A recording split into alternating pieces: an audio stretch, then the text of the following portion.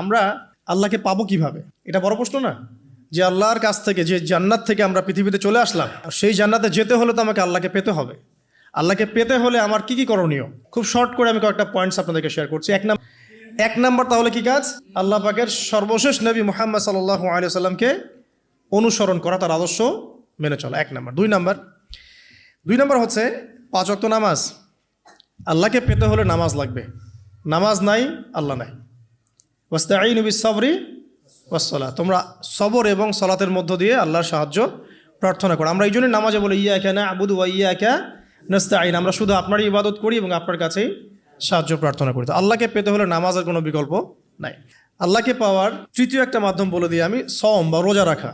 অল্প আমাদেরকে বেশি বেশি সওম রাখার তৌফিক দান করুন। এবং আমার 4 নম্বর একটা মাধ্যম বলে দিই আল্লাহকে পাওয়ার, সেটা হলো তিলাওয়াতে কোরআন। কোরআন তেলাওয়াত যে যত বেশি করবে, অর্থ উপলব্ধি করে পড়বে, সে আল্লাহ পাককে চাক্ষুষ পাবেন। মানে আমরা যেহেতু আরবি বুঝি না, এই কারণে কোরআনের মধ্যে কি বলেছেন আল্লাহ রাব্বুল আলামিন আমরা উপলব্ধি করতে পারছি না। আমি কি বুঝাতে পারছি?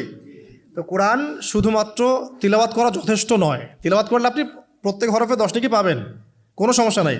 কিন্তু ওই মেসেজটাকে উপলব্ধি করতে হলে আপনার অর্থটা জানতে হবে।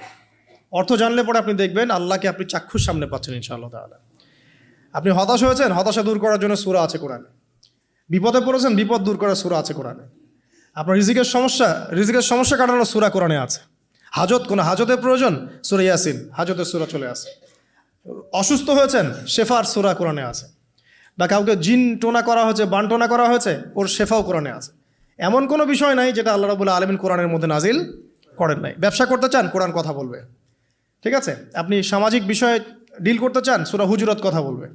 আপনি ইতিহাস ভালোবাসেন, কোরআনে ইতিহাস দিয়ে ভর্তি করা আছে। আপনি কাব্য ভালোবাসেন, কবিতা পড়তে ভালোবাসেন, কোরআনের মধ্যে কবিতা দিয়েও ভর্তি আছে। আর রহমান আল্লামাল কোরআন খালাকাল ইনসান, এখানে ছন্দ আছে না? প্রত্যেকটা ছন্দ। ওয়ান নাজমি ইযা হাওয়া মা দাল্লা সাহিবুকুম ওয়া মা গাওয়া ওয়া মা ইয়ানতিকু আনিল হাওয়া, ছন্দ আছে না? আপনি উপন্যাস ভালোবাসেন, কোরআনে অনেক উপন্যাস আছে, পড়ে দেখেন। যা চান তাই পাবেন কোরআনে। এক কথায় আপনি আল্লাহকে পাবেন কোরআনের মধ্য দিয়ে। তো কোরআনের সাথে যার সম্পর্ক যত বেশি, আল্লাহর মারেফত সে তত বেশি পাবে ইনশাআল্লাহু আজ্জা ওয়া জাল্লা। 4টা বলেছি না?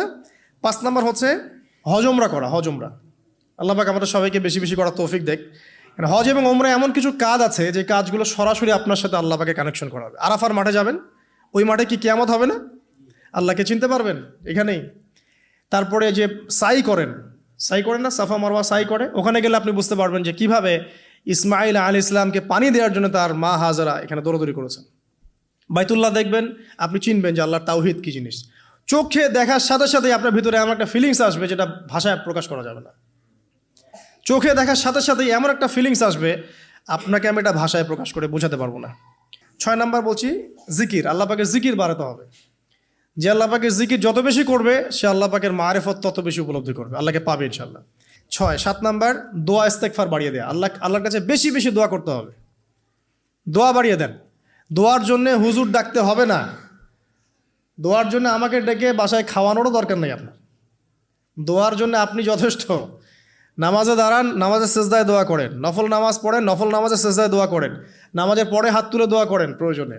নামাজে সালাম ফেরানোর আগে দোয়া করেন। যে কোনো ভালো কাজ করেছেন তারপর দোয়া করেন, ঠিক আছে? কোরআন তেলাওয়াত করলেন, দোয়া করেন। তাহাজ্জুদের ওয়াক্তে দোয়া করেন। বৃষ্টি পড়ছে তখন দোয়া করেন, ঠিক আছে? মানে দোয়া কবুলের মোমেন্ট, সময়গুলো, আজান হয়েছে, আজান ইকামতের মাঝখানে দোয়া করেন। এই যে এখন খুতবা হচ্ছে, এই সময় দোয়া করেন, দোয়া কবুল হবে। দিনই মজলিসে বসেছেন, দোয়া করেন। দোয়া করতে থাকেন মনে মনে। যত বেশি আপনি দোয়া করতে পারবেন আল্লাহর কাছে, ইনশাআল্লাহ আল্লাহকে আপনি তত কাছে পাবেন ইনশাআল্লাহ। 8 নম্বর হচ্ছে সদকা করা। দান সদাকা আল্লাহর কাছে খুব বেশি পছন্দের। দান সদকা করার জন্য সম্পদ লাগে না, আমার কথা শোনেন। দান সদকা করার জন্য সম্পদ লাগে না, কলিজা লাগে, মন লাগে। বহু বড় বড় মানুষ আছে দান সদকা করতে পারে না, কোটিপতি, জাকাত দেয় না, আছে না? আর বহু গরিব মানুষ ভ্যান চালায়, কৃষিকাজ করে, দেখবেন 100 টাকা দান করে দিল, মন থাকতে হয়, মন, কলিজা বড় থাকতে হয়।